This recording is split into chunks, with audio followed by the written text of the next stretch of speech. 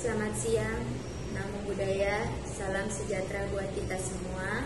Saya Nurini, anak asuh Pintu Belajar Buddhist Fellowship Indonesia, mengucapkan terima kasih kepada Ibu Lilian Halim selaku founder of Pintu Belajar Buddhist Fellowship Indonesia, kepada Bro Sofyan Halim selaku Head of Pintu Belajar, kepada Sis Leni selaku Presiden of Buddhist Fellowship Indonesia, kepada Sis Reni selaku Vice President of Buddhist Fellowship Indonesia, semua jajaran pengurus, ibu-ibu Buddhist Fellowship Indonesia, dan donatur Pintu Belajar Buddhist Fellowship Indonesia atas beasiswa yang telah diberikan sehingga saya dapat menyelesaikan studi D3 saya. Semoga ilmu yang saya dapat bermanfaat bagi masyarakat, bangsa, dan negara Indonesia tercinta. Terima kasih. Selamat siang. Namo buddhaya. Halo, selamat siang Bapak Ibu dan teman-teman semuanya, para sahabat Buddhist Fellowship Indonesia. Selamat siang, apa kabar? Salam sehat dan salam sejahtera buat kita semuanya. Saya Leni, Presiden dari Buddhist Fellowship Indonesia, mengucapkan selamat datang dan selamat bergabung di channel YouTube Live-nya Buddhist Fellowship Indonesia. Sebelum kita mendengarkan sharing dari tamu spesial kita, ya, tadi barusan kita ada melihat satu buah video, yaitu video tentang Pintu Belajar. Pintu Belajar dan Buddhist Fellowship Indonesia didirikan oleh founder kami, Ibu Lilian Halim, dan saat ini Pintu Belajar telah memberikan beasiswa kepada kurang lebih 500 anak-anak Indonesia dari kalangan prasejahtera, mulai dari tingkat PAUD, sekolah dasar, sekolah menengah, tingkat universitas di S1, S2, maupun S3. Dan saat ini sudah ada puluhan anak-anak asuh Pintu Belajar yang telah lulus sarjana dan saat ini sudah bekerja di masyarakat dan sudah bisa memperbaiki kesejahteraan keluarga mereka. Terima kasih kepada ibu-ibu Buddhist Fellowship Indonesia, founder kami Ibu Lilian Halim, dan para donatur lainnya atas support kepada Pintu Belajar selama ini. Ya, kepada Bapak, Ibu, dan teman-teman semuanya, para sahabat Buddhist Fellowship Indonesia yang tergerak hatinya untuk mensupport program charity dari Buddhist Fellowship Indonesia Pintu Belajar, nanti bisa menghubungi sekretariat untuk informasi lebih lanjut. Mudah-mudahan ke depannya Pintu Belajar bisa membantu lebih banyak lagi anak-anak Indonesia dari kalangan prasejahtera, sehingga bisa mencerdaskan anak bangsa, dan mudah-mudahan anak-anak asuh Pintu Belajar selain bermanfaat dan berkontribusi untuk kesejahteraan keluarga mereka, nantinya juga bisa bermanfaat dan berkontribusi untuk masyarakat Indonesia dan membanggakan bangsa dan negara tercinta kita, Indonesia.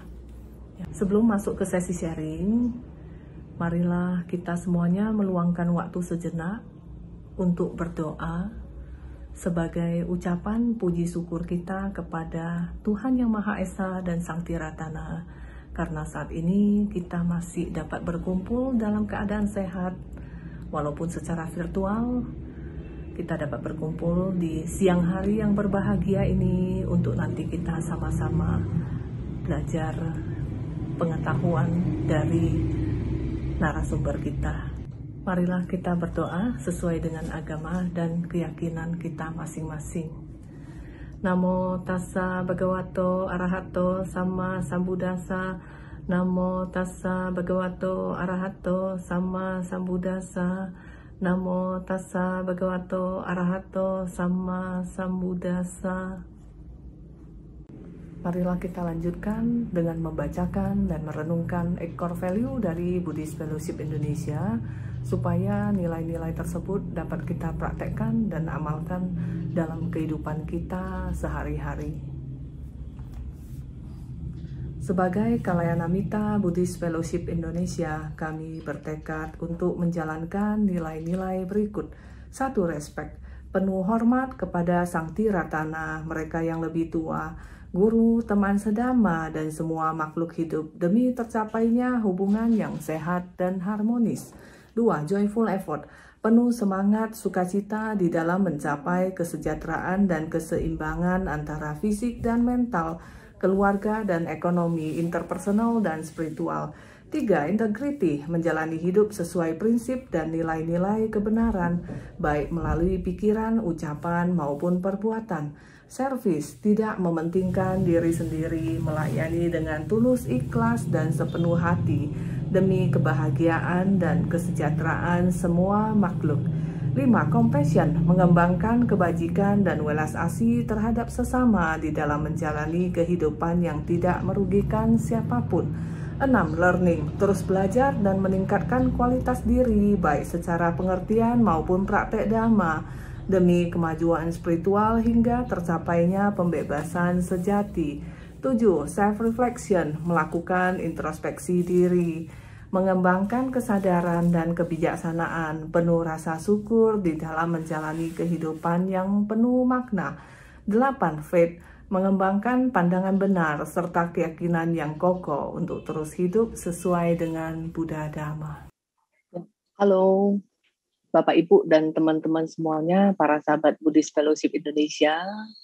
Sekarang di layar sudah ada Dr. Marcella Adi Suhanto, SPPD, ya, dokter spesialis penyakit dalam Rumah Sakit Atma Jaya. Selamat pagi, dokter. Selamat pagi, Bu Dokter. Apa kabar? Salam sehat dan salam sejahtera ya, Bu Dokter. Salam sehat juga, salam sejahtera juga. Oke. Nanti Bu Dokter akan memberikan sharing kepada kita tentang apa itu badai sitokin ya, bagaimana kita antisipasi dan mewaspadainya.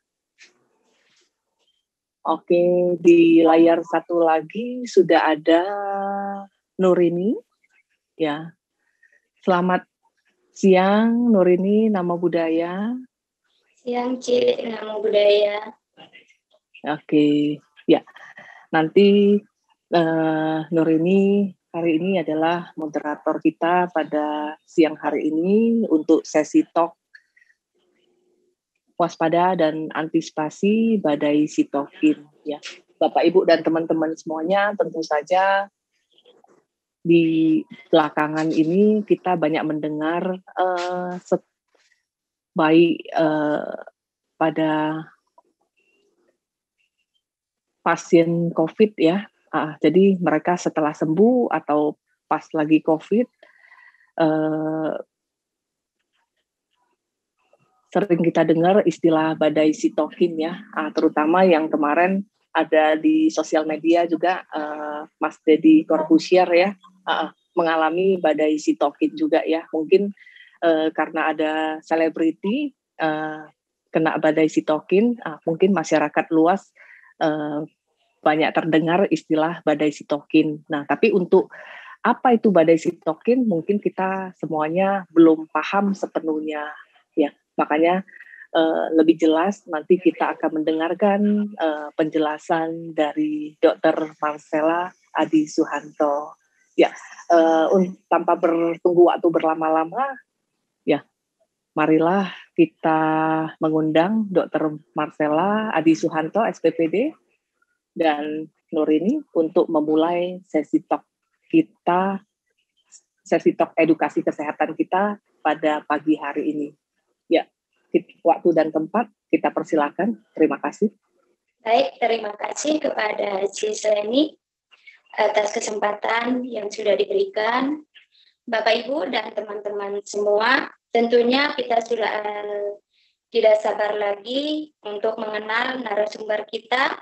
Pada kesempatan ini, untuk lebih mengenal narasumber kita, yaitu Dr. Marcella Adi Suhanto, spesialis penyakit dalam. Di sini saya akan membacakan profil atau CV dari Dr. Marcella Adi Suhanto, spesialis penyakit dalam.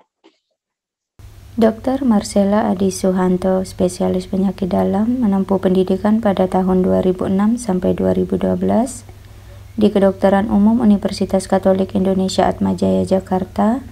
Kemudian pada tahun 2016 sampai 2020, beliau melanjutkan pendidikan spesialis penyakit dalam di Universitas Pejajaran RSUP Hasan Sadikin Bandung. Beliau mulai bekerja pada tahun 2012 sampai 2013 di Puskesmas KRUI Pesisir Barat dan RSUD Liwa Lampung Barat sebagai dokter intensif. Pada tahun 2013 sampai 2016, beliau bekerja di Rumah Sakit Atmajaya sebagai dokter umum.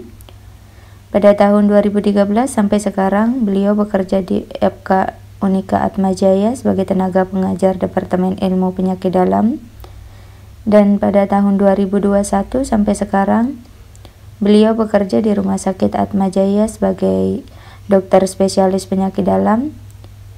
Publikasi di tahun 2021, increase serum tumor necrosis factor alpha, decrease serum cholesterol level but not albumin, and hemodialysis patient with non-fibrotic hepatitis C infection. Beliau bergabung dalam anggota Ikatan Dokter Indonesia atau IDI, Perhimpunan Dokter Spesialis Penyakit Dalam atau PAPDI, dan International Association for the Study of Pain atau IASP. Terima kasih Bu Nurini atas introduksinya. Izinkan saya untuk share screen terlebih dahulu.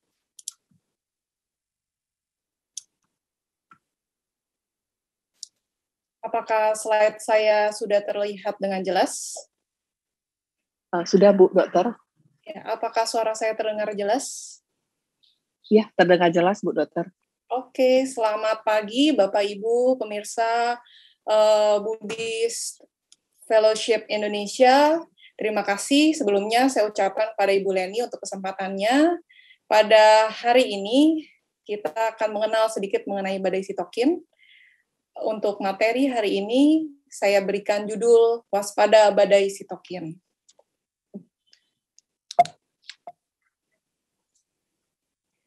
Sebagai pengenalan, kita simak kembali bagaimana perkembangan penyakit COVID-19 sampai ke seluruh dunia saat ini, di mana kasus tersebut diawali muncul pada akhir tahun 2019 sebagai suatu wabah yang dikenal sebagai infeksi paru-paru atau kita sebut sebagai pneumonia, yang muncul secara misterius di pasar seafood Huanan, kota Wuhan, Provinsi Hubei, Cina.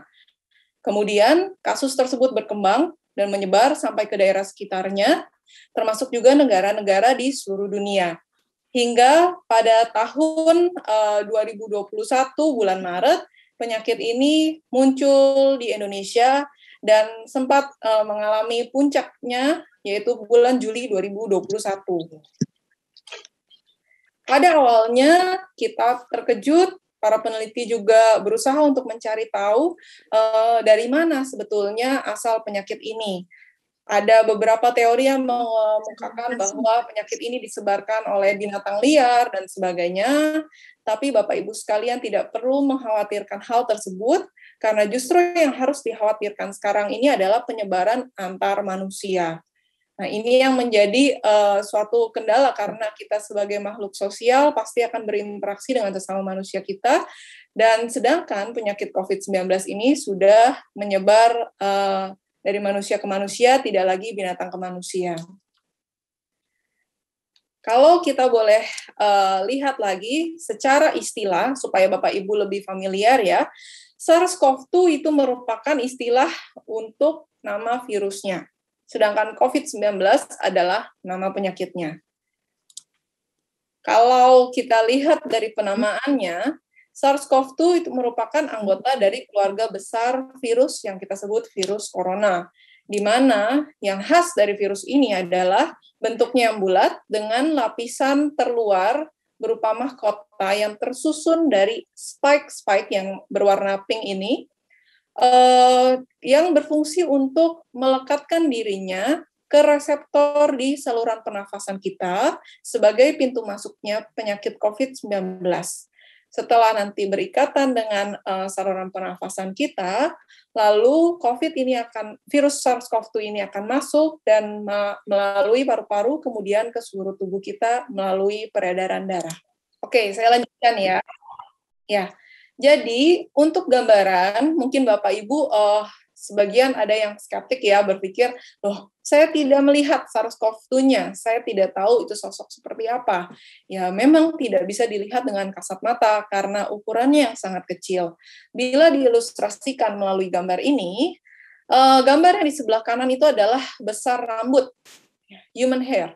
Kemudian di sebelahnya lagi yang lebih kecil itu ada butiran pasir, butiran garam, sel darah putih, kemudian yang saya tunjuk ini adalah sel darah merah, dan ada bakteri yang warna biru. Nah, SARS-CoV-2-nya ada di mana? SARS-CoV-2-nya ada jauh lebih kecil dari bakteri, yang berwarna merah, ketiga dari kiri. Ya, jadi sangat kecil. Itulah sebabnya kita tidak bisa melihat. Dan itulah sebabnya penggunaan masker dengan cara yang benar dan jenis yang benar itu sangat diperlukan untuk menyaring virus corona. Nah, untuk diketahui Bapak Ibu, ketika Bapak Ibu terpapar orang-orang yang menderita COVID, maka Bapak Ibu tentu saja tidak langsung merasakan ada gejala atau timbul keluhan. Butuh beberapa waktu Bapak Ibu untuk virus tersebut berkembang dan menimbulkan keluhan. Dalam istilah medis, masa tersebut disebut sebagai masa inkubasi. Nah, kenapa masa inkubasi ini menjadi penting? Karena seringkali kita tidak menyadari bahwa kita habis terpapar sesama kita yang menderita COVID-19. Padahal penularan COVID-19 diketahui dapat dimulai dari 2 hari sebelum gejalanya muncul pada Bapak Ibu sekalian. Sehingga kalau dihitung mundur misalnya, Bapak Ibu sekarang pilek, lalu dihitung mundur 2 hari yang lalu, kira-kira Bapak Ibu telah memapari siapa saja? Ya akan banyak sekali, karena 2 hari yang lalu Bapak Ibu biasa-biasa saja, tidak ada keluhan apapun. Nah, itu yang menjadi masalah. Nah, bagaimana penyebarannya? Yang kita kenal saat ini ada transmisi droplet, transmisi airborne, dan transmisi vomit atau vomite ya. Transmisi droplet adalah ketika ada orang yang batuk, dahaknya keluar, kemudian tersebar mengenai orang-orang di sekitarnya, termasuk lawan bicara. Itu jelas, ada dropletnya. Kita bisa lihat tetesan-tetesan dahaknya. Ya. Yang kita akan kesulitan adalah transmisi airborne, di mana airborne adalah udara pernafasan kita, udara sekitar kita. Kita tidak bisa melihat udara yang mengandung virus SARS-CoV-2 tersebut. Padahal udara tersebut juga mampu menulari penyakit COVID-19. Kemudian yang ketiga adalah transmisi vomit atau vomites ya. Itu adalah ketika permukaan benda sudah terkontaminasi oleh virus SARS-CoV-2 tersebut. Dan sayangnya bisa bertahan dari jam sampai beberapa hari kemudian benda tersebut mengandung virus. Itu adalah transmisi COVID-19. Lalu kita melihat lagi, Bapak Ibu sekalian, bagaimana perkembangan COVID-19 di Indonesia. Dari awalnya Maret 2020 muncul 1 orang, 2 orang, ratusan, bahkan sampai ribuan. Kemudian mulai bertambah jumlahnya setelah libur panjang tahun baru 2020-2021 kemarin, kemudian sempat melandai, lalu melonjak sangat tinggi, kalau kita sebut sebagai surge, yaitu pelonjakan tiba-tiba yang sangat tinggi dalam jumlah yang sangat besar, hingga menimbulkan grafik spike seperti ini. Ini adalah ketika terjadi jumlah yang meningkat pada bulan Juli 2021 kemarin. Nah, di saat itu mungkin Bapak Ibu juga melihat banyak sekali berita, tidak hanya berita, bahkan mungkin orang terdekat kita, tetangga kita, kerabat kita yang menderita COVID-19 atau bahkan ada yang meninggal. Di saat ini juga berita-berita banyak beredar, baik berita yang betul maupun berita yang palsu. Nah, Bapak Ibu sekalian, mungkin sebagian dari Bapak Ibu sekalian mulai mengenal apa itu badai sitokin dari sharing teman-teman yang sudah pernah mengalaminya. Nah, berikut ini kita akan membahas mengenai badai sitokin tersebut. Tentu ketika kita membahas badai sitokin, badai saja sudah terdengar menakutkan. Apalagi kalau itu dikaitkan dengan tubuh kita sendiri.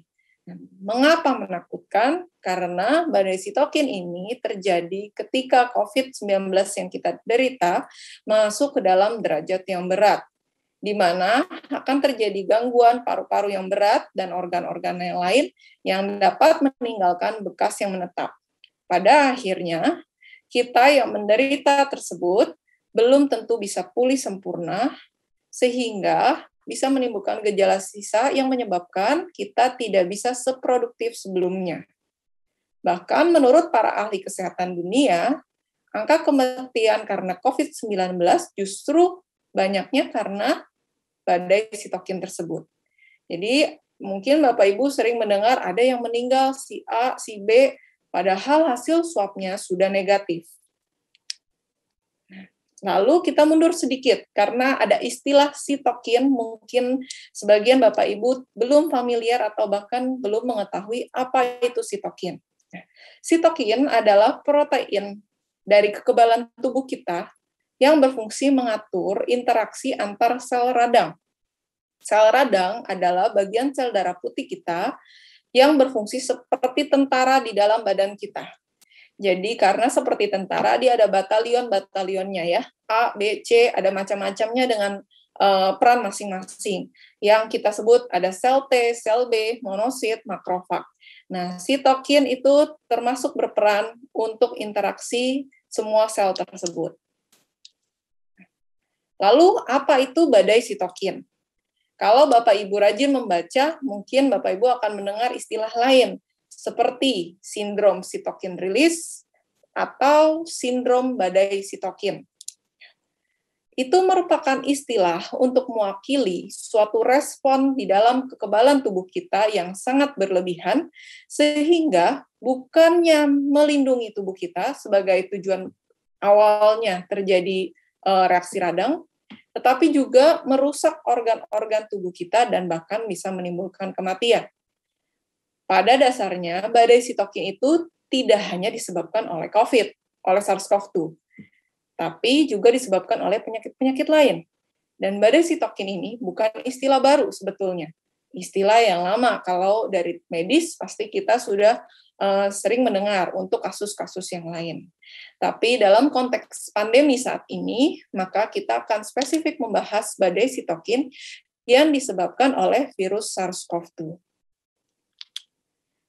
Sebagai ilustrasi, ini saya ambil dari internet ya, badai sitokin itu adalah suatu badai nih. Badai mana terdiri dari sel-sel radang yang kemudian akan mengganggu organ-organ yang lain termasuk jantung, ginjal, usus, paru-paru, hati, pembuluh darah dan darahnya, serta termasuk juga ke otak. Nah, untuk diketahui siapa aja atau seperti apa sih orang-orang yang mengalami badai sitokin, pada dasarnya, karena badai sitokin adalah suatu keadaan radang yang berat, tentu saja orang yang mengalami badai sitokin memiliki gejala. Dan kalau diklasifikasikan bisa gejala sedang dan menjadi gejala yang berat pada penyakit COVID-19. Ya, kalau kita lihat ya pasti orang-orang yang sudah membawa dirinya ke rumah sakit untuk dirawat karena gejalanya sangat mengganggu sekali sebetulnya. Jadi kita lihat pasti yang terjadi adalah mereka-mereka yang bergejala berat dan sebagian besar seharusnya dalam penanganan rumah sakit. Kecuali mungkin waktu bulan Juli kemarin ketika rumah sakit penuh semua sehingga mau tidak mau ada sebagian dari kita yang walaupun gejalanya berat tapi terpaksa dirawat di rumah. Jadi Bapak Ibu jangan parno dulu, jangan ketakutan berlebihan dulu. Misalkan Bapak Ibu menderita COVID, kemudian Bapak Ibu tidak bergejala, lalu Bapak Ibu hasil laboratoriumnya sudah berobat ke dokter ya, hasil laboratoriumnya normal, sudah dipantau dari hari ke hari tidak pernah demam, kemudian dicek saturasi oksigen, kadar oksigen di dalam darah yang ada alat dijepit di ujung jari tersebut, kadarnya baik. Jadi jangan terlalu takut terjadi badai sitokin tiba-tiba, itu membutuhkan proses. Tapi penting untuk Bapak Ibu ketahui dulu, Bapak Ibu apakah betul-betul tidak bergejala, atau bergejala namun tidak terlalu dirasakan, atau tidak terlalu bergejala namun hasil laboratoriumnya kurang baik. Dan itu bisa diketahui bila Bapak Ibu berobat ke dokter. Sehingga akan disarankan kalau Bapak Ibu sudah mendapatkan hasil swab PCR-nya positif, berobat dulu ke dokter supaya dilihat dulu sama dokter gejala apa yang dialami Bapak Ibu dan ada di derajat COVID-19 yang keberapa. Nah, ini untuk gambaran gejala badai sitokin. Tentu akan terkesan toksik. Toksik dalam artian ya, gejalanya cukup mengganggu. Misalnya panas, ada panas dan bisa suhunya tinggi. Lalu lemes banget rasanya seluruh badan. Mual muntah, lalu sakit-sakit sendi semua, sakit kepala. Lalu kulit bisa ada ruam-ruam. Lalu bisa ada gejala batuk, kering maupun dahak, sesak nafas. Bahkan yang buruk bisa kejang, bisa halusinasi, tensi bisa drop, tekanan darahnya bisa drop, atau kesadarannya bahkan bisa drop juga. Atau bisa juga terjadi pembengkakan kaki sebelah, atau ada penggumpalan darah, seperti itu. Sehingga waspadai bila ada gejala-gejala seperti ini. Nah, bagaimana? Kenapa bisa terjadi badai sitokin pada penyakit COVID-19? Bila kita susuri dari awal, virus SARS-CoV-2 masuk lewat tubuh kita dulu, yaitu paru-paru untuk pintu masuknya, kemudian ditangkap oleh sel-sel darah putih sebagai respon karena ada tamu yang tidak diundang masuk ke dalam tubuh kita. Kemudian sel darah putih merasa, waduh ini ada maling nih di sini. Nah, langsung dia memproduksi sitokin-sitokin, kemudian sitokin dan sel radang lainnya bergerak menuju jaringan yang terinfeksi dengan maksud menyergap virus tersebut. Kalau masih di paru-paru, dia akan di paru-paru. Kalau virusnya sudah ada di seluruh tubuh, dia akan ke seluruh tubuh, yang nantinya akan menimbulkan reaksi peradangan. Nah, ini reaksi peradangan inilah yang nanti akan menyebabkan gejala-gejala yang dialami oleh Bapak Ibu sekalian. Nah, pada beberapa kasus ya, sindrom badai sitokin ini yang membuat kondisi menjadi parah, bukan hanya virusnya saja, tapi respon badan yang berlebihan ini yang menjadi parah juga. Ya, baik di organ-organ paru maupun organ-organ yang lainnya. Dan dampak komplikasinya bisa timbul 6-7 hari setelah infeksi COVID-19 terjadi. Kalau kita lihat, loh, kenapa kok bisa di penyakit COVID ini banyak badai sitokinnya? Loh, kan sitokin memang normal terjadi pada kita. Betul, seharusnya sitokin tersebut merupakan respon sementara loh untuk badan kita merespon adanya infeksi. Sayangnya, virus SARS-CoV-2 merupakan infeksi yang baru. Badan kita tidak mengenal SARS-CoV-2 sama sekali. Baru pertama kali ketemu. Dan sayangnya lagi, virus SARS-CoV-2 memiliki daya patogen yang tinggi. Daya patogen itu artinya kemampuan merusak tubuh kita yang tinggi. Sehingga belum sempat badan kita berespon atau mempersiapkan diri untuk melawan SARS-CoV-2, istilahnya kelabakan. Jadi daya tahan tubuh kita atau imun kita responnya menjadi sangat berlebihan, tidak terkendali, dan malah nyenggol-nyenggol organ kita yang sebenarnya organ normal kita. Prinsipnya seperti itu, ya. Yang perlu diperhatikan pada badai sitokin adalah seringkali terjadi peradangan, terutama pada paru-paru, terjadi terus-menerus dari hari ke hari, meskipun virus SARS-CoV-2-nya sudah tidak ada. Dan ketika terjadi peradangan, maka akan terjadi perusakan. Perusakan sehingga fungsi paru-parunya dapat menurun dan membuat pasien atau kita yang menderita kesulitan bernafas. Sehingga Bapak Ibu sekalian mungkin akan mendapati rasa sesak, rasa nafas pendek-pendek, dan mungkin ada saran pasang alat bantu nafas misalnya, bila kondisinya sudah sangat berat. Lalu yang perlu diperhatikan ketiga adalah organ-organ lain selain paru-paru juga bisa terkena dan mengalami kerusakan.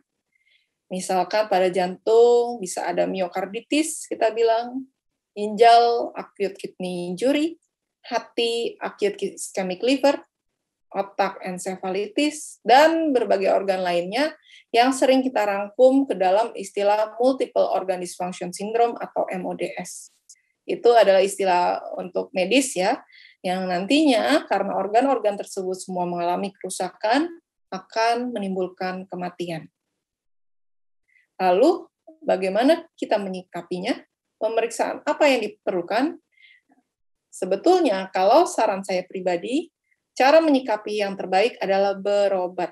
Jangan mengobati diri sendiri. Memang betul ada pemeriksaan yang harus dilakukan, tapi sebaiknya berupa anjuran dokter. Dan pemeriksaan ini bisa berupa pemeriksaan darah, pemeriksaan trombosit, albumin, dan penanda radang seperti C-reactive protein, CRP, interleukin 6, atau D-dimer untuk mewakili kekentalan darah. Tapi ya tadi, saya tidak menyarankan untuk pemeriksaan sendiri, tapi pemeriksaan yang dianjurkan oleh dokter. Nah, pada prinsipnya, memang badai sitokin belum ada pengobatan yang khusus. Belum ada pengobatan Tokcer yang bisa menyembuhkan. Ya, yang direkomendasikan misalnya memang ada obat yang mahal untuk menargetkan ke sitokinnya, karena sitokin berlebihan maka harus ditekan. Ya betul, ada obat seperti itu, tetapi efektivitasnya belum 100%. Sehingga yang kita lakukan kebanyakan adalah pengobatan sesuai dengan gejala yang timbul. Kalau memang perlu bantuan alat bantu oksigen, kita pakaikan oksigen. Kalau perlu alat bantu nafas, kita pasangkan ventilator kalau dari tim dokter ya. Sehingga lebih ke support. Nah, penanganan pun di rumah sakit biasanya adalah support. Pemasangan infus, pemantauan kadar elektrolit, kemudian kekentalan darah. Kalau ternyata ginjalnya sudah tidak berfungsi dengan baik, maka harus cuci darah. Lalu pemantauan berkala tanda-tanda vital Bapak Ibu sekalian. Nah, jadi sesuai dengan saran saya, yang terbaik adalah berobat ke dokter. Dan bila ada gejala sisa yang mengganggu, misalnya nafas jadi pendek-pendek setelah infeksi selesai atau setelah Bapak Ibu dinyatakan sembuh, itu namanya gejala sisa ya, beda lagi dengan badai sitokin, maka perlu dilakukan rehabilitasi medis untuk mengurangi keluhan atau gejala sisa tersebut. Nah, yang terpenting, karena kita belum memiliki pengobatan yang mumpuni untuk badai sitokin ini, maka yang terpenting adalah kita cegah. Bagaimana kita mencegahnya, dan itu adalah tugas masing-masing kita sebagai individu, yaitu dengan meningkatkan sistem kekebalan tubuh kita. Bagaimana caranya? Ya, makan makanan yang sehat dengan asupan gizi yang seimbang, ya, proteinnya ada, karbohidratnya ada, lemaknya ada, sayur, buah, semuanya cukup, kemudian juga vitamin, lalu istirahat yang cukup, kemudian selalu berusaha untuk menghadapi stres dengan baik, dengan cara tidak panik, tenang, selalu bergembira, dan berpikiran positif. Lalu yang terakhir, biasakan untuk beraktivitas fisik, dan termasuk menyisihkan waktu untuk olahraga. Lalu, apabila kita sudah melakukan itu semua, jangan lupa kita terapkan juga protokol kesehatan 5M supaya tidak tertular COVID-19. Tentu saja, kalau tidak tertular COVID-19, maka badai sitokin itu tidak terjadi. Nah, ini bila kita sudah tertular, maka ngerasanya nggak enak, atau kok saya sepertinya kemarin habis ngobrol dengan si A dan si A ternyata diketahui mengalami COVID-19. Ya tentu, kalau kita sudah mengalami kontak yang erat, maka kita perlu mendeteksi diri kita sendiri. Balik lagi, jangan menunggu setelah gejala itu muncul, karena penularannya bisa terjadi dari 2 hari sebelum gejala tersebut muncul. Sehingga ketika kita ada kontak erat dengan penderita COVID-19, sudah wajib hukumnya untuk kita men-swab PCR untuk mendeteksi dini ya, supaya ketika kita belum bergejala, kita sudah terdeteksi dulu. Itu yang pertama. Kedua, bila kita sudah bergejala, berobatlah ke dokter untuk mendapatkan penanganan yang lebih sesuai dibanding coba-coba obat sendiri. Kemudian yang ketiga, bila memang dianjurkan oleh dokter untuk dirawat sesuai dengan fasilitas kesehatan yang ada. Kalau dulu mungkin yang waktu bulan Juli karena fasilitas kesehatan kita terbatas, sedangkan insidensinya sangat tinggi, mungkin sebagian besar memang isolasi mandiri. Tapi ketika saat ini, di mana fasilitas kesehatan mampu untuk merawat Bapak Ibu sekalian yang menderita COVID-19, maka itu sudah menjadi kewajiban untuk dirawat, untuk dipantau, sesuai dengan anjuran dokter. Ya, sehingga dengan demikian, pencegahan yang terbaik, tadi saya ingatkan kembali, adalah 6M, nggak lagi 5M, tapi 6M, karena termasuk juga dengan mendapatkan vaksinasi sesuai dengan anjuran pemerintah. 5M-nya adalah mencuci tangan, menjaga jarak, membatasi mobilitas, menjauhi kerumunan, dan memakai masker dengan tepat dan benar. Nah, kemudian tugas dari Bapak Ibu sekalian adalah, kita ya, sebetulnya tugas kita adalah melawan ilmu-ilmu hitam, atau berita-berita yang salah, atau kalau kita sebut sebagai hoax, ya. Cukup Bapak Ibu ada pemerintah yang sudah memfasilitasi kita. Kalau ada berita hoax yang beredar di grup WA, di grup atau media sosial yang lain, tolong dipastikan kebenarannya satu dari sumbernya. Ya, kalau sumbernya bukan sumber yang mumpuni, maka jangan dipercaya.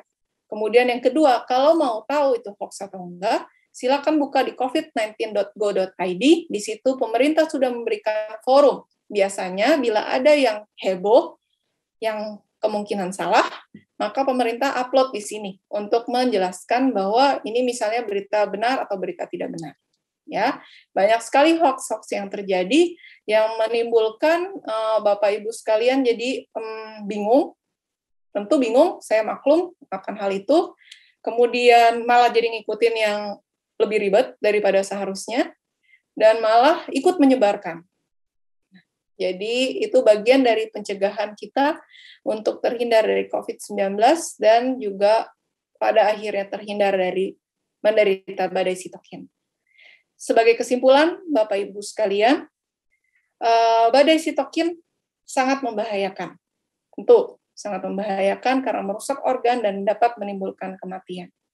Sehingga pencegahan yang terbaik karena belum ada obat untuk mengatasi badai sitokin tersebut adalah dengan menghindari tertular penyakit COVID-19, salah satunya dengan menjalankan protokol kesehatan. Saya rasa sekian dan terima kasih Bapak Ibu sekalian atas perhatiannya. Semoga bisa diterima dengan baik. Saya kembalikan lagi ke Ibu Nurini sebagai moderator.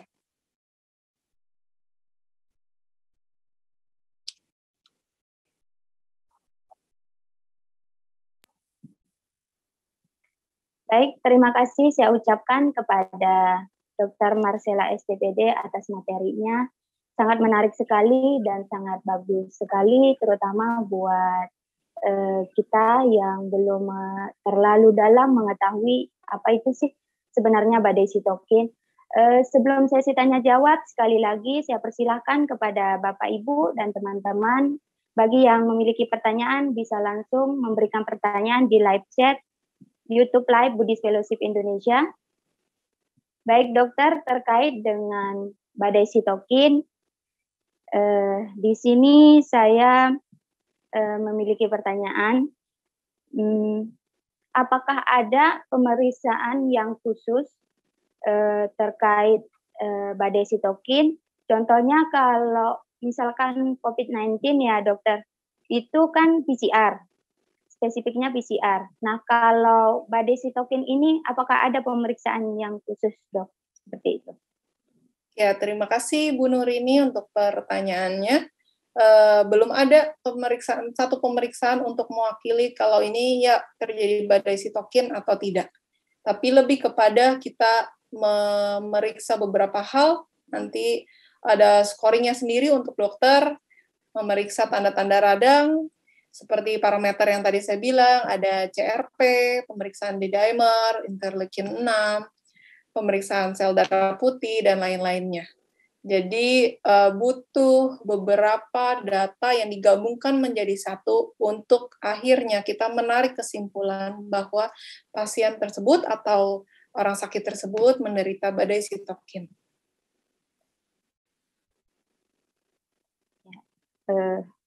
Baik, terima kasih dokter atas jawabannya. Karena memang terkadang kalau hanya pemeriksaan darah ya, khususnya saya sebagai orang kesehatan juga, untuk darah biasanya kan penyakit-penyakit yang lain juga kayak HB, trombosit, leukosit juga akan naik, kadang ada yang turun. Nah itu susah ya. Jadi dari tanda gejalanya, berarti kita bisa lihat dari tanda gejalanya ya, dok? Apa bagaimana? Betul. Jadi harus dikaitkan dengan keluhan dari orang yang sakit tersebut, pemeriksaannya, dan pemeriksaan laboratorium tentu saja. Dan itu yang bisa menilai adalah dokter. Selanjutnya ini ada pertanyaan dari live chat YouTube Live dari Dea Satya. Dokter izin tanya, apakah badai sitokin hanya menyerang penderita COVID-19? Lalu apa ada makanan spesifik yang dianjurkan untuk dikonsumsi bagi penderita badai sitokin? Boleh dibantu jawab. Terima kasih pertanyaannya Ibu Dea ya. Jadi untuk makanan, tidak ada makanan khusus yang harus dimakan, bahkan mungkin ketika terjadi badai sitokin, kita cenderung nggak nafsu makan, karena keluhan kita biasanya berat. Sehingga memang apa saja makanan bergizi yang memang sudah diatur, disediakan oleh rumah sakit, harus dimakan, karena sudah dihitung nutrisinya, kalorinya, vitaminnya. Jadi tidak ada pantangan, yang penting makan saja. Itu dulu. Yang penting prinsipnya adalah gizi seimbang ya, bukan makan cuma makan nasi doang gitu misalnya. Tapi yang penting adalah gizi seimbang. Ada sayurnya, ada lauknya, ada susunya mungkin, dan ada ya pemenuhan vitaminnya juga harus sesuai. Baik, dokter. Jadi intinya harus gizi seimbang ya. Harus semua gizi terpenuhi dari segi makanan, minuman, dan fisik juga harus sehat ya, fit. Ya, betul. Kemudian pertanyaan kedua dari Kema, selamat siang dokter.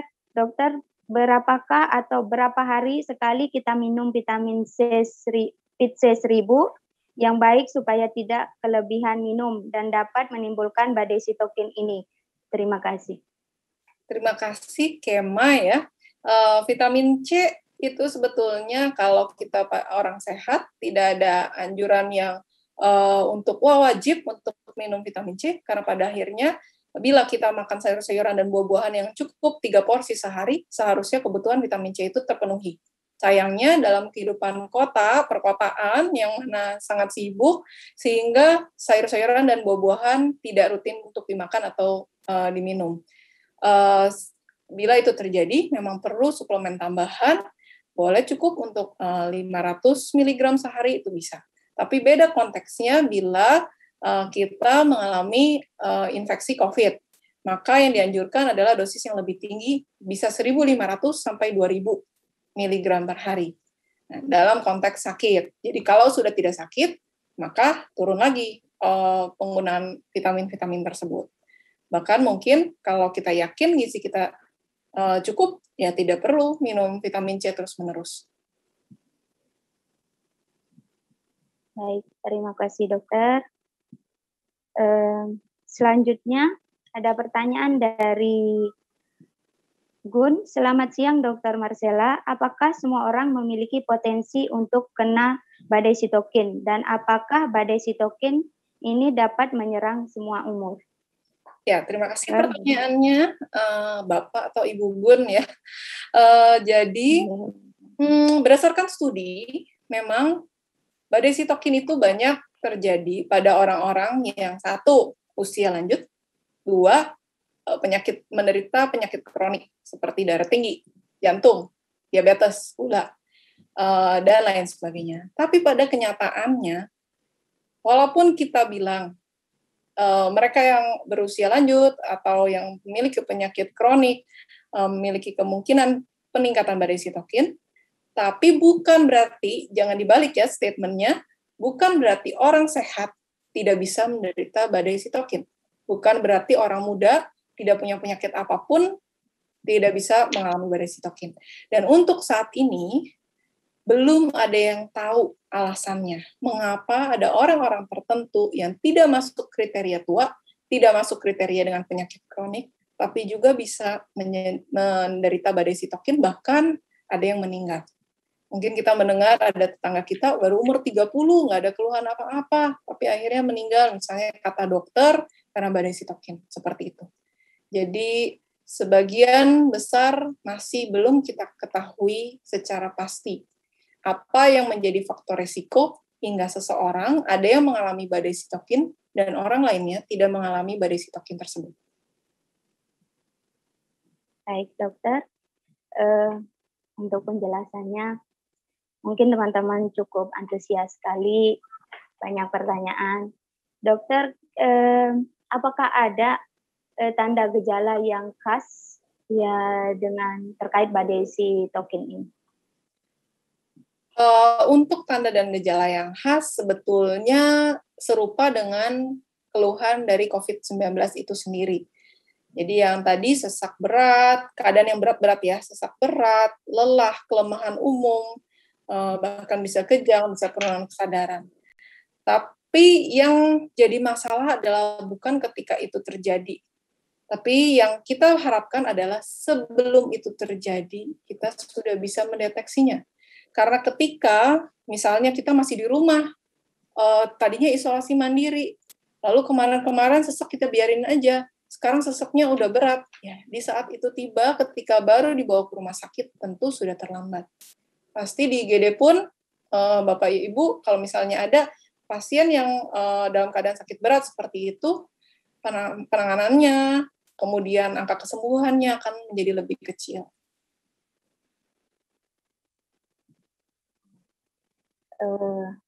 Memang kadang kalau kita lihat badai sitokin dari segi tanda gejalanya ya dok, hampir sama dengan COVID-19 ya. Hanya saja badai sitokin tidak kehilangan indera pencium, terus indera perasa seperti yang lain, tapi untuk demam, terus sakit kepala, badai sitokin juga mengalami seperti itu. Kadang di usia muda yang apakah misalnya kalau kita yang di kota kan bisa check up darah entah sebulan sekali atau 3 bulan sekali untuk mengetahui apakah hasil darahnya ini normal. Nah khususnya untuk orang-orang yang misalnya di perkampungan yang mungkin mereka ke dokter kalau mereka punya ada gejala yang kadang juga tidak pernah ke dokter, itu bagaimana dokter? Ya, memang untuk ya, terima kasih pertanyaannya.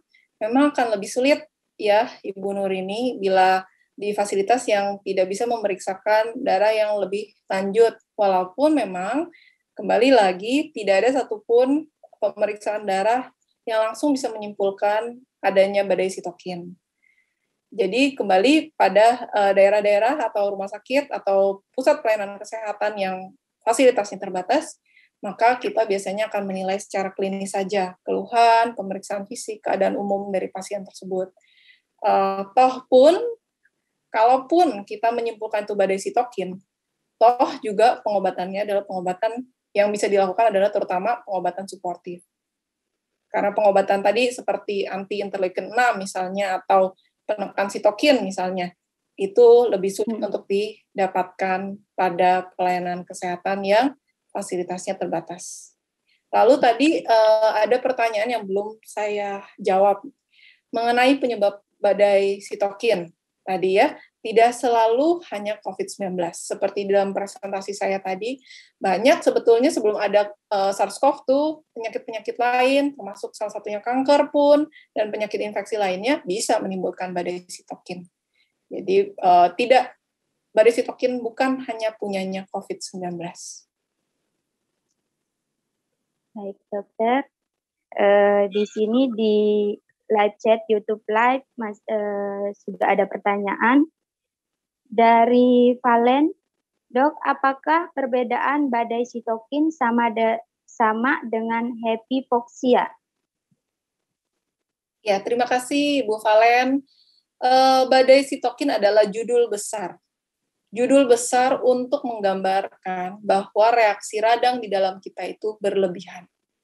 Ketika pada akhirnya reaksi radang itu menimbulkan kerusakan di paru-paru dan menyebabkan kadar oksigen dalam darah kita turun tanpa menimbulkan sesak, itu namanya happy hypoxia. Jadi happy hypoxia adalah istilah untuk menggambarkan kalau kita oksigennya rendah dan seharusnya kalau penyakit lain itu adalah normalnya kita respon dengan keluhan sesak, tapi pada COVID-19, anehnya pada COVID-19, saturasi oksigen yang rendah tersebut belum tentu disertai dengan keluhan sesak. Namanya happy hypoxia. Hypoxia kurang oksigen di dalam darah, happy itu artinya senang. Jadi Bapak Ibu akan melihat orang tersebut jalan seperti biasa, main handphone, baca, nanti mungkin akan ada bilang, ih tetangga itu sebenarnya sehat-sehat aja loh kelihatannya, kemarin masih keluar rumah, ternyata hari ini dibilang saturasi oksigennya hanya 20%. Itu dia, untuk COVID-19, happy hypoxianya seperti itu. Kita tidak merasa capek, kita tidak merasa sesak yang hebat, ya mungkin ada rasa sedikit, sehingga kita bisa melakukan aktivitas seperti biasa, padahal saturasi oksigen kita sudah rendah. Dan kita tidak mengetahuinya karena kita tidak melakukan pemeriksaan secara berkala pada saat kita isolasi mandiri. Nah, jadi happy hypoxia itu disebabkan oleh bisa virus COVID-nya sendiri, bisa juga nanti bersenggolan dengan respon imun kita juga. Jadi dua istilah berbeda ya untuk happy hypoxia dengan badai sitokin. Tapi mekanismenya bisa saling tumpang tindih. Baik, terima kasih dokter atas penjelasannya. Pertanyaan selanjutnya dari Kemayanti. Dokter, organ tubuh bagian mana yang rawan terkena badai sitokin? Mungkin yang diserang yang paling utama diserang organ tubuh yang bagian mana, dokter? Iya, terima kasih. Jadi yang paling utama adalah paru-paru dulu, karena memang paru-paru pintu masuk awal infeksi COVID-19 tersebut. Jadi akumulasi atau jumlah virus banyaknya tadi di saluran nafas kita sampai ke paru-paru. Itu dulu biasanya yang mengena. Tapi bukan berarti paru-parunya kok kenanya sedang-sedang aja, tapi kok ada pengentalan darah yang hebat. Ya itu bisa juga terjadi. Jadi tidak selalu berbanding lurus ya. Harus paru-parunya jelek dulu semua, baru habis itu timbul kejang, baru habis setelah itu darahnya mengalami kekentalan, seperti itu, enggak. Jadi masing-masing bisa berjalan bersama-sama, paralel. Kena ke paru-parunya juga, kena ke bagian lain, organ lain juga bisa barengan. Baik, dokter. Jadi yang diserang paling risiko utama diserang itu paru-paru ya, dokter? Kemudian, ya. Tapi ada kemungkinan untuk ke organ lain. Ya. Dokter, seperti itu. Lanjut, pertanyaan selanjutnya dari Telilim. Selamat siang, dokter. Apa dimer tinggi sehabis baik dari COVID-19 itu termasuk dalam gejala badai sitokin? Iya, terima kasih Bu Lilin ya. Sulit untuk menyatakan apakah D-dimer yang tinggi itu adalah sudah pasti badai sitokin atau bukan. Tapi D-dimer yang tinggi, terutama di atas 1000, artinya pengentalan darah. Dan pengentalan darah itu bisa disebabkan oleh infeksi COVID-19 sendiri, infeksi SARS-CoV-2. Ya. Ketika telah terjadi badai sitokin, itu juga bisa menimbulkan pengentalan darah. Jadi D-dimer hanya melambangkan ada pengentalan darah. Kalau hanya D-dimer yang bermasalah, orangnya biasa-biasa aja, tidak ada laboratorium lain yang bermasalah, tidak ada organ-organ lain yang terganggu, maka tidak sesuai dengan definisi dari badai sitokin itu. Karena badai sitokin adalah reaksi inflamasi, reaksi radang tubuh kita yang juga mengganggu organ-organ lain. Sedangkan pengentalan darah itu bisa menjadi salah satu komplikasi infeksi COVID, salah satu, dan tidak selalu menandakan bahwa COVID tersebut pasti berat. Sedangkan tadi badai sitokin kan terjadi terutama pada COVID-19 yang berat.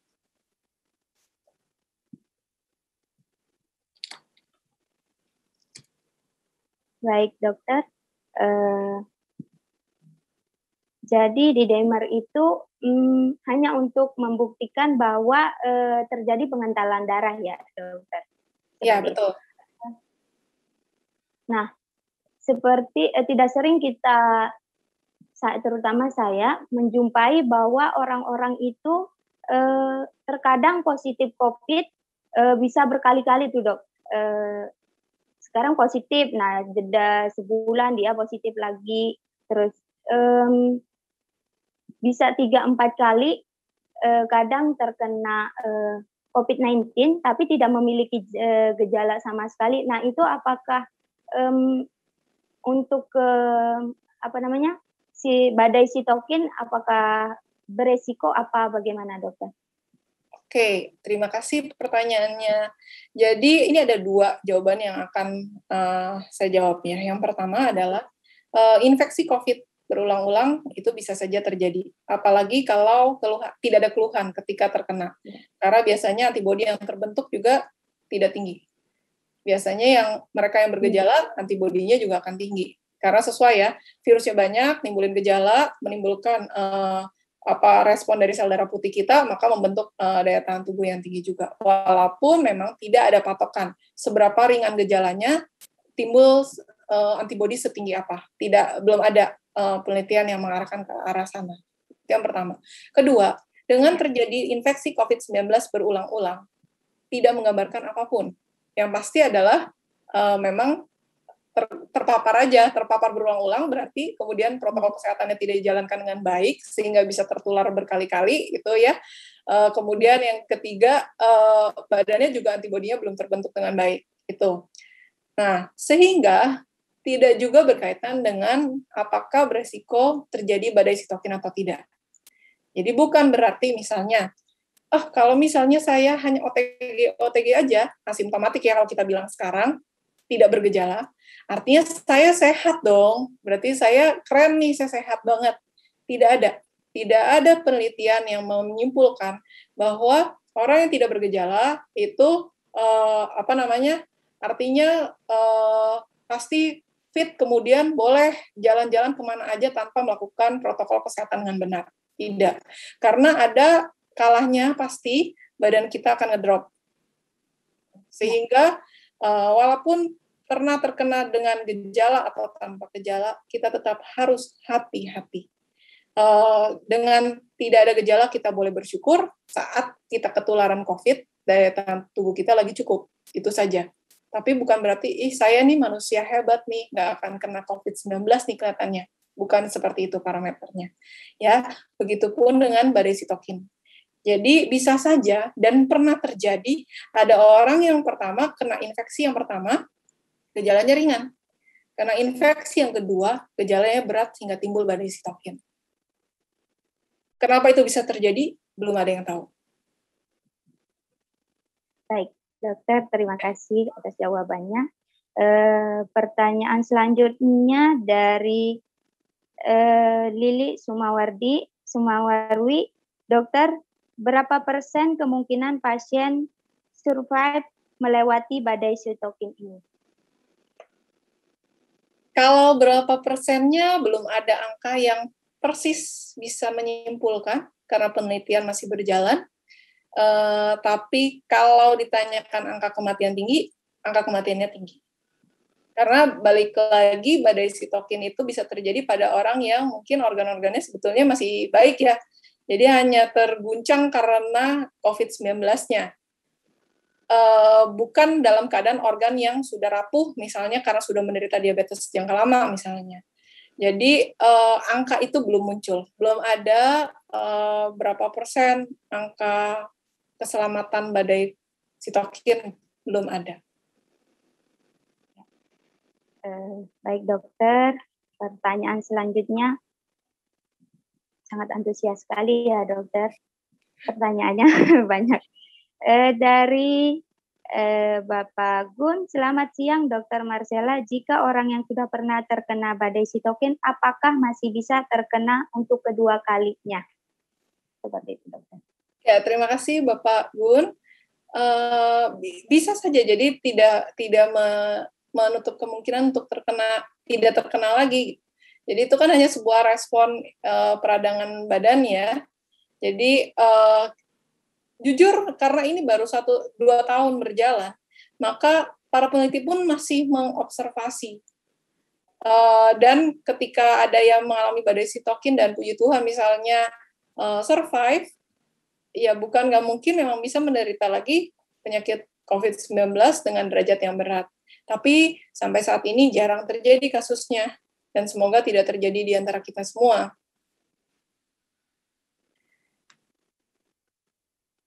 Baik dokter, mungkin Cileni ada pertanyaan, bisa langsung bertanya ke dokter.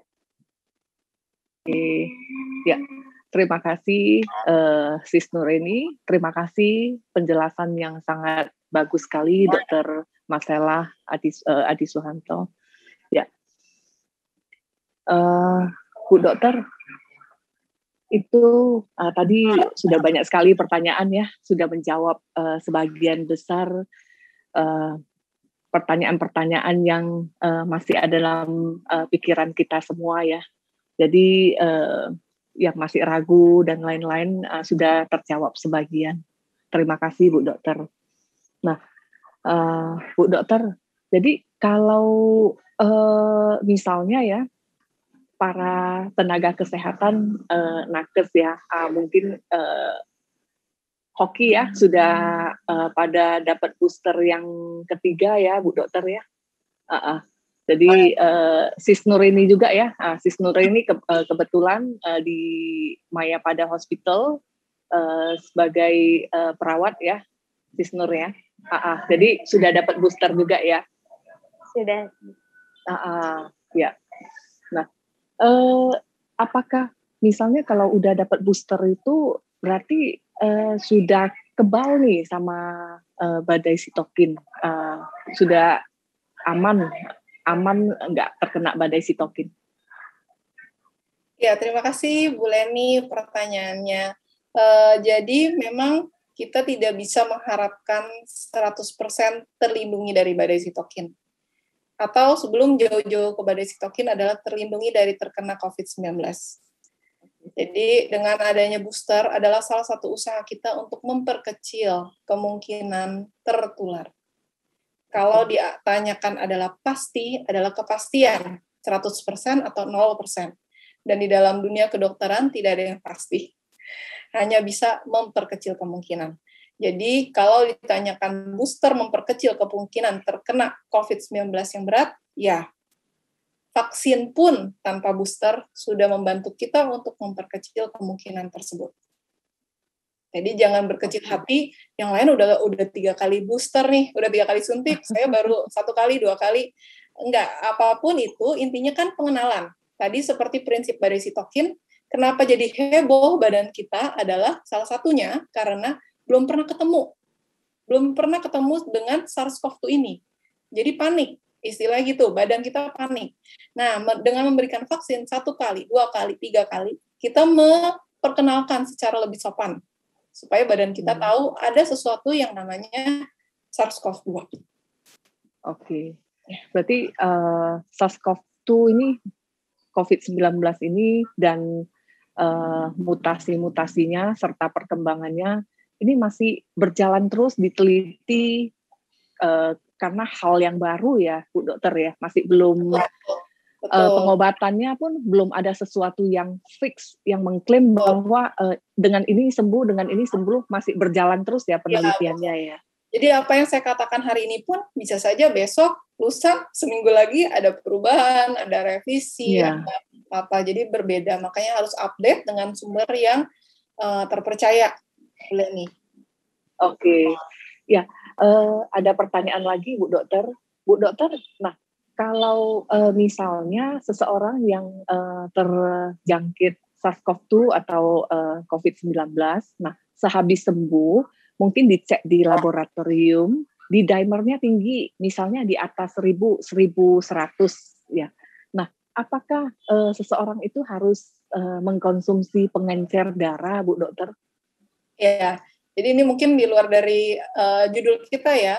Kalau perlu atau tidaknya pengencer darah, biasanya dokter akan menyesuaikan lagi dengan keadaan Bapak Ibu sekalian.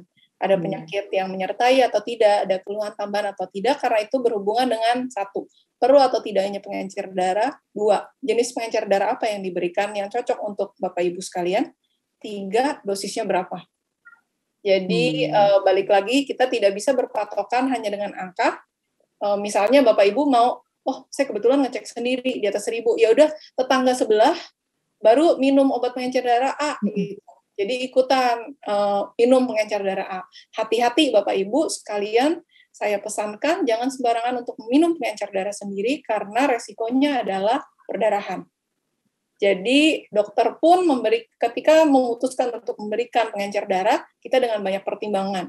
Termasuk salah satunya adalah fungsi hati dan fungsi ginjalnya Bapak Ibu sekalian. Oke. Dan apakah pengencer darah itu bisa dikonsumsi terus-menerus atau harus konsultasi dengan dokter ya? Ya, harus konsultasi dengan dokter. Biasanya kalau berdasarkan beberapa pedoman, mungkin ada dokter yang akan meresepkan pengencer darah itu sampai 28 hari sesudah COVID-19. Oke. Ya, selama itu. Atau ada sebagian dokter yang kalau sudah di dimernya mengalami perbaikan, ya sudah nanti di stop dan sambil dipantau lagi. Tapi itu case by case, tergantung orang tersebut dan tergantung apakah orang tersebut menderita penyakit lain yang dapat meningkatkan resiko pengentalan darah. Karena pengentalan darah bukan punya COVID-19 aja ya Bu Leni, misalnya ada kanker, ada kolesterol tinggi, itu juga bisa. Oke. Ya, tetap harus pemantauan dokter ya. Betul. Bu Dokter. Nah, ada satu pertanyaan lagi Bu Dokter. Setelah seseorang itu dinyatakan sembuh dari COVID-19, PCR-nya dan swab antigennya udah negatif. Nah, sebelumnya kan ada cek lab ya. Jadi seberapa lama lagi baru akan diadakan pengulangan cek lab lebih baik, Bu Dokter? Setelah sembuh, setelah 3 bulan, kalau misalnya di dimernya tinggi, setelah 3 bulan atau setelah sebulan harus dilakukan pengecekan labnya ulang. Kalau pemeriksaan lab secara umum kan ada banyak ya Bu Leni.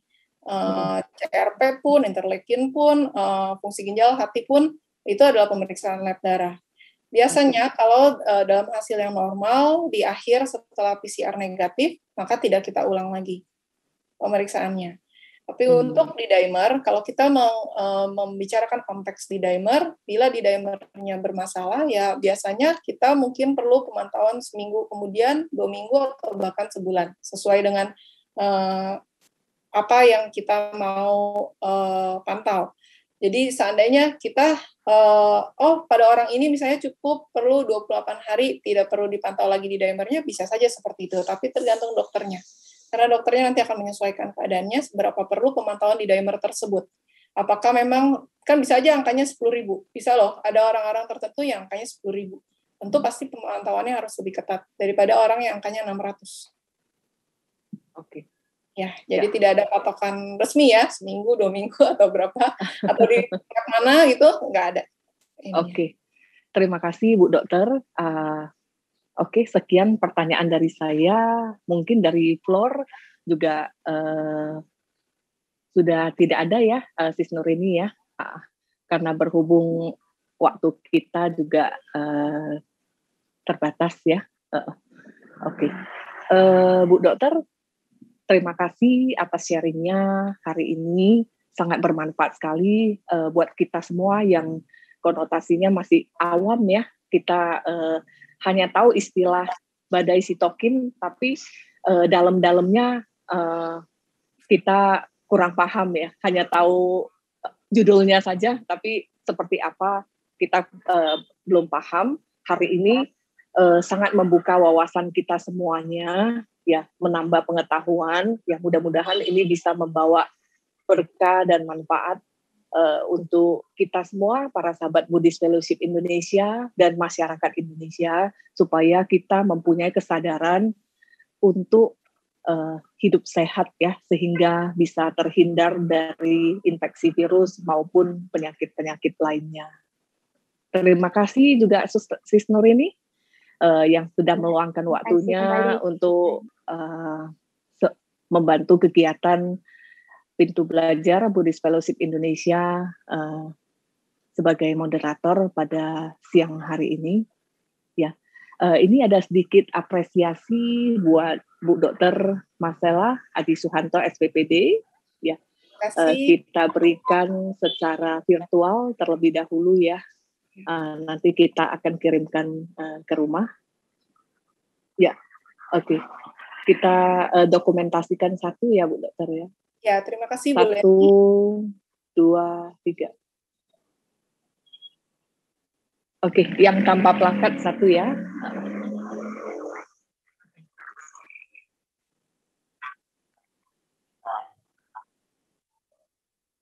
Oke.